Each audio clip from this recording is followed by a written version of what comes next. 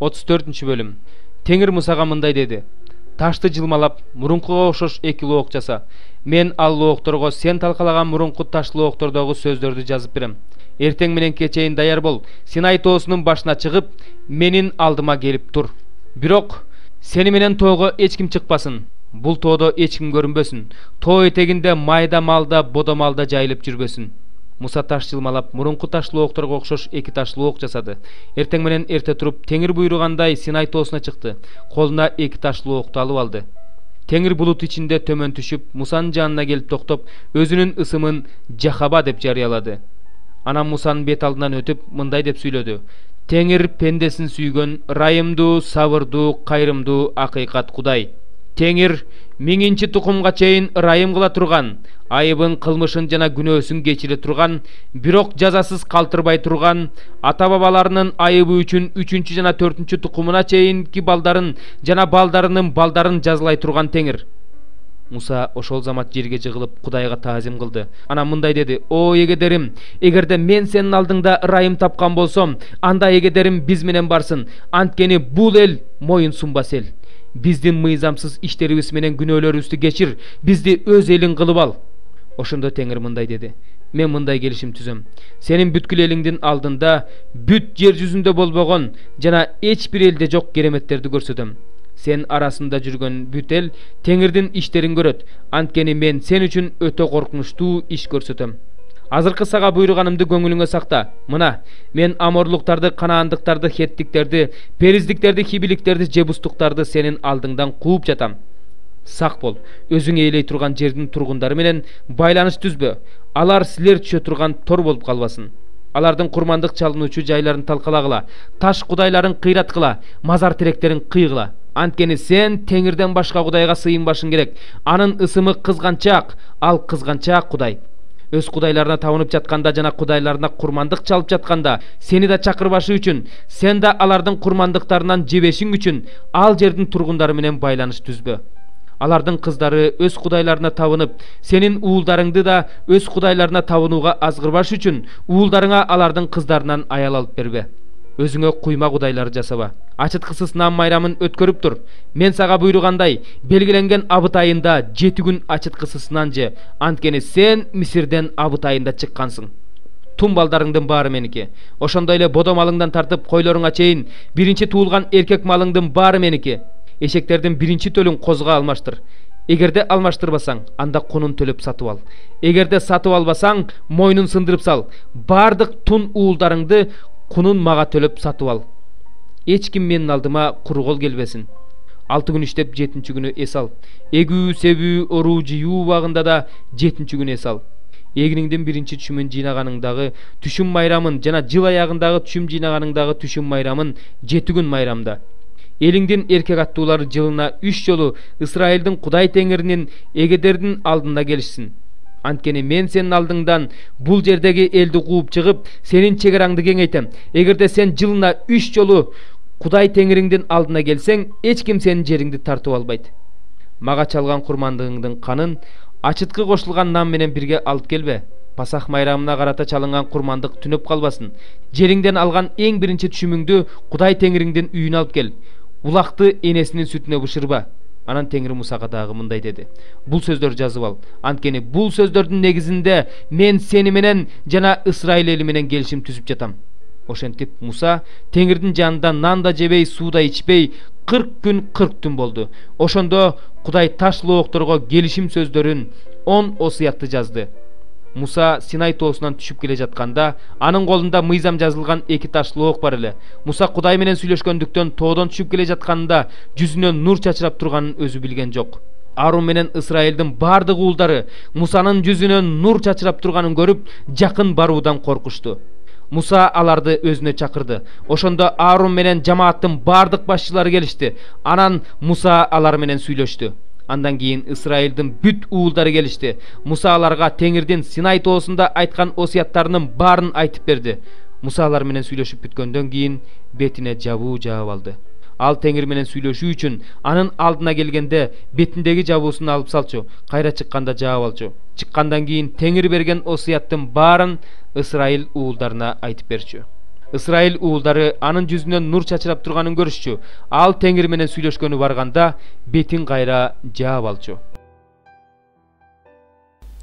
13 бөлүм. Пасах майрамынын алды эле Иса өзүнүн бул дүйнөдөн кетип, атасына бара турган убагы келип калганын билчү.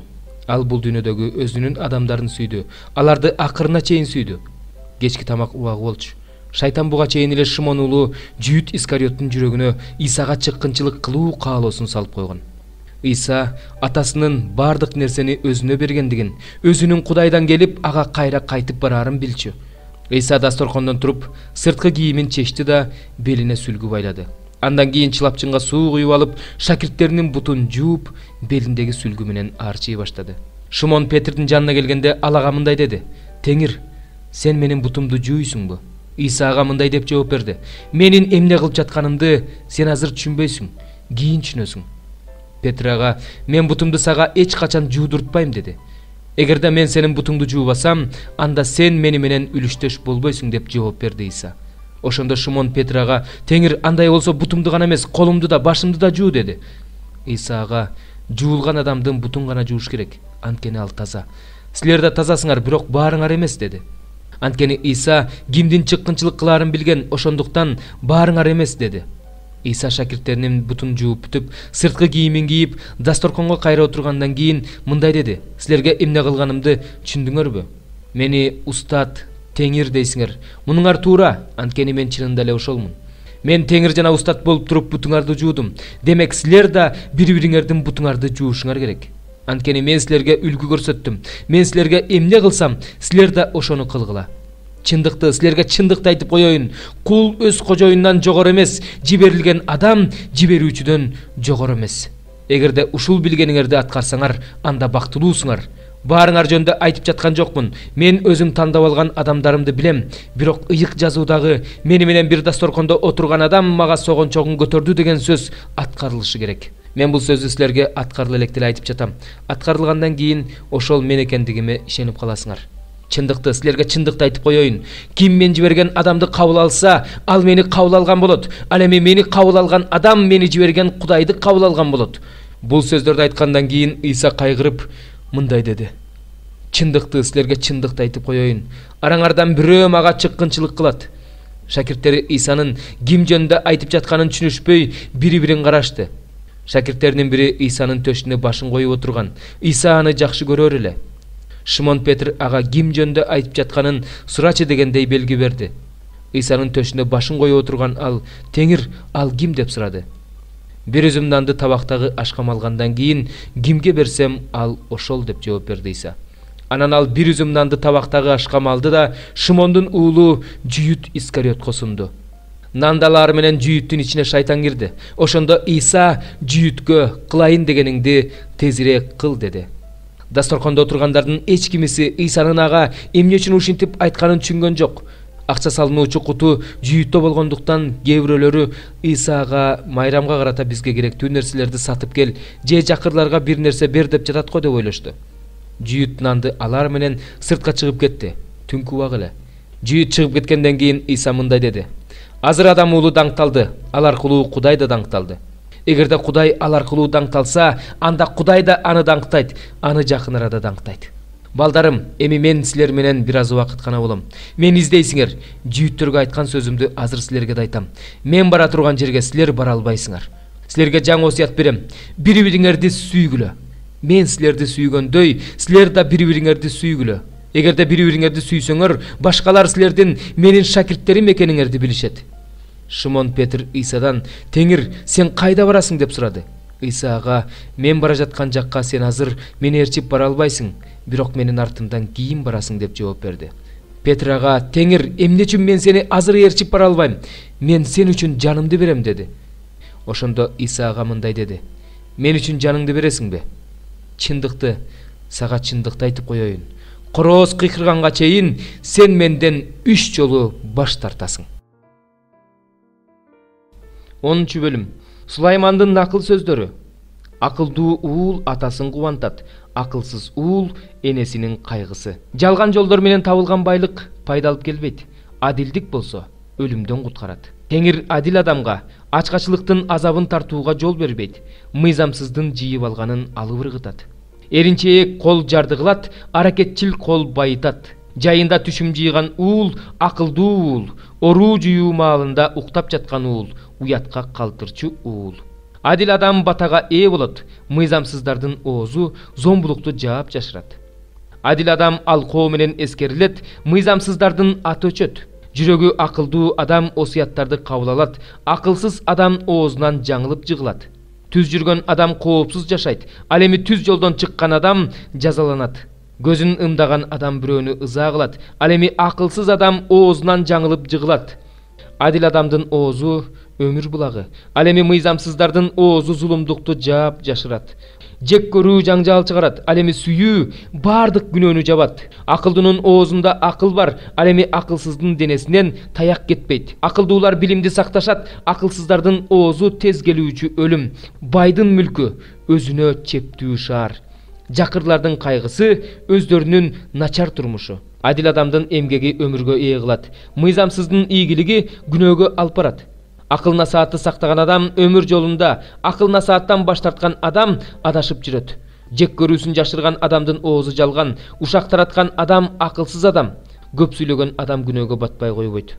Тилин тыйган адам акылдуу адам. Адил адамдын тили тандамал күмүш, мыйзамсыздын жүрөгү эч нерсеге арзыбайт. Адил адамдын сөзү көптү багат, акылсыздар акыл жетишпегенден өлүшөт. Теңирдин батасы байытат, өзү менен кошо кайгылып келбейт. Акылсыз адамга кылмыш кылуу оюн тамаша, ал эми акылдуу адамга акыл таандык. Мыйзамсыз эмнеден корксо, анын башына ошол түшөт, ал эми адил адамдын тилеги аткарылат. Мыйзамсыз адам куюн учургандай жок болот, ал эми адил адам түбөлүк негизде турат. Тишке уксус кандай болсо, көзгө түтүн кандай болсо, жалкоону жумшаган адамга жалкоо да ошондой. Кудайдан коркуу өмүрдү узартат, ал эми мыйзамсыздардын өмүрү кыскарат. Адил адамдарды кубаныч күтүп турат, мыйзамсыздардын үмүтү таш кабат. Теңирдин жолу кемчиликсиз адамдар үчүн чеп, мыйзамсыздар үчүн коркунуч. Адил адам түбөлүккө олку-солку болбойт, мыйзамсыздар болсо жер үстүндө калышпайт. Адил адамдын оозунан акылдуу сөз чыгат, ал эми алдамчы тил кесилет. Адил адам орундуу сүйлөгөндү билет, ал эми мыйзамсыздын оозунан ыпылас сөз чыгат. 3 бөлүм. Ошондуктан мен, Павыл, силер бутпарастар үчүн Машаяк Исанын туткуну болдум. Мага ачылган жашыруун сыр жөнүндө атап айтканда, Кудайдын ырайымы жөнүндө силерге жарыялоо кызматы мага тапшырылгандыгын уккансыңар. Бул жөнүндө жогоруда кыскача жаздым. Силер бул катты окуганда Машаяктын жашыруун сырын кандай түшүнөрүмдү байкай аласыңар. Азыркы күндө анын ыйык элчилерине жана пайгамбарларына рух аркылуу белгилүү болгон бул сыр мурунку муундун адамдарына белгилүү болгон эмес. Ал сыр мындай: бутпарастар да мураскорлор жана ошол эле дененин мүчөлөрү болушат. Ошондой эле жакшы кабардын негизинде Машаяк Иса аркылуу анын убадасы аларга да тиешелүү. Кудайдын күчү менен берилген Кудайдын ырайым белегинин негизинде мен жакшы кабар тарата турган кызматчы болуп калдым. Ыйыктардын эң кичинеси болгон мага берилген ырайым бул: Кудайдын ырайымы менен Машаяктын изилденгис байлыгын бутпарас элдерге жар салуу. Ошондой эле Кудайдын ар тараптуу акылмандуулугу асмандагы башкаруучуларга жана бийликтегилерге жыйын аркылуу азыркы учурда белгилүү болуш үчүн бардыгын жараткан Кудайдын өзүндө эзелтеден бери жашыруун болуп келген сырдын мааниси кандай экендигин бардык адамдарга ачып берүү. Бул сыр анын Теңирибиз Машаяк Иса аркылуу жүзөгө ашырылган эзелтеден берки максатына негизделген. Машаяк аркылуу жана Машаякка болгон ишенимибиз аркылуу Кудайга кайраттуулук менен ишенимдүү түрдө кайрылууга мүмкүнчүлүгүбүз бар. Ошондуктан силер үчүн азап тартып жатканыма кайгырбооңорду өтүнөм. Анткени менин азап тартуум силердин даңкыңар. Ошол себептен мен Теңирибиз Иса Машаяктын атасынын жердеги жана асмандагы бардык үй бүлө ким аркылуу аталса ошонун алдында тизе бүгүп, ал өз даңкынын молдугу боюнча руху аркылуу ички адамыңарды бекемдесин деп, ишеним аркылуу Машаяк силердин жүрөгүңөрдөн орун алсын деп, ошондой эле сүйүүгө тамырланышсын жана негизделишсин. Бардык ыйыктар менен бирге Машаяктын сүйүүсүнүн кеңдиги менен узундугу, тереңдиги менен бийиктиги эмне экенин түшүнө алышсын деп, акыл жеткис ошол сүйүүнү таанып билишсин, Кудайдын толуктугуна толушсун деп сыйынам. Биздин ичибизде күчү менен аракеттенип жаткан, сураганыбыздан да же ойлогонубуздан да артык кыла ала турган Кудай жийындан башаяк Иса аркылуу муундан муунга, кылымдан кылымга даңкталсын. Амин.